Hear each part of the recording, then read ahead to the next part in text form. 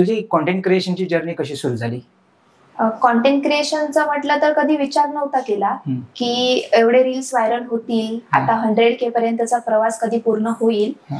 सहज म्हणून करायला घेतलेलं, एक आवड म्हणून. ओके. आणि आवड करता करता मग ते लोकांना रील्स आवडायला लागले. लोक रील्सला जास्त बघू लागली, फॉलो करायला लागली आणि हळूहळू म्हणजे फॉलोअर्स सुद्धा वाढत गेले. तेव्हा असं वाटलं की आपण जे करतोय ते लोकांना आवडतंय, मग आपण अजून करायला पाहिजे. बरोबर. आणि जसा मला वेळ मिळत गेला तसं मी कंटेंट क्रिएशन करत गेले आणि आज इथपर्यंत आहे. अच्छा, कोणती पहिली रील होती जी व्हायरल झाली खूप? अशी पर्टिक्युलर एखादी रील रातोरात व्हायरल होते तशी झाली नाही.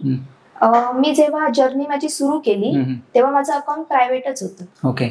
आणि नंतर काय माझ्या मनात आलं माहित नाही, म्हटलं की अकाउंट आपण आता पब्लिक करूया. ओके. आणि अकाउंट पब्लिक केल्यानंतर मी बघितलं ना तर लोकांचा खूप चांगला रिस्पॉन्स होता. आणि असं ठराविक एज मधली लोक नाही, तर लहान मुलांपासून ते अगदी मोठ्या माणसांपर्यंत.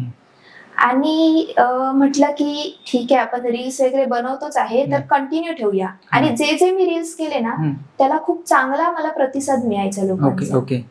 आणि सध्या जर व्हायरल रीलचं म्हटलं तर बाकीच्या रील्सना आहेत व्ह्यूज वगैरे खूप चांगले. पण आपल्या कोकणामध्ये परंपरा आहे की लग्नामध्ये आपली बहीण भावाचं दार अडवते आणि त्याच्याकडे मुलगी मागते. आणि सहज म्हणून तो रील केला होता.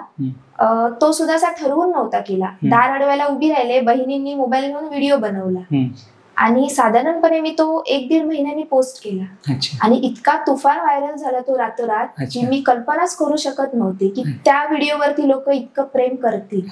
किती व्ह्यूज होते त्यावरती? आता तरी त्याच्यावर 11 मिलियन पेक्षा जास्त. अरे वा वा वा.